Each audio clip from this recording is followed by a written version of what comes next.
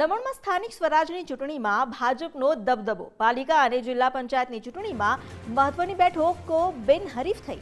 દમણ પાલિકાની 15માંથી 12 વોર્ડમાં ભાજપના ઉમેદવાર બિનહરીફ થયા છે, જ્યારે 12 વોર્ડમાં ઉમેદવાર બિનહરીફ થતા માત્ર હવે 3 વોર્ડમાં જ ચૂંટણી યોજાશે.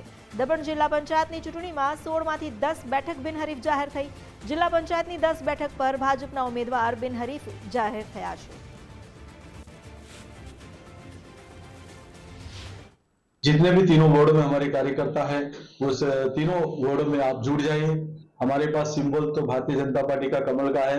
आप सबको घर घर जाना है और हमारे उम्मीदवारों के लिए वोट मांगना है और हम उम्मीद और आशा करते हैं कि हम 15 से 15 नगर पालिका के वोट हम जीतेंगे।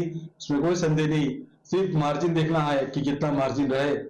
और उसी तर्ज पे हमने जिला पंचायत का भी जो हमारे 16 सीट है, इस 16 में से हम 10 जीत चुके हैं। हमको 6 में इलेक्शन में जाना है।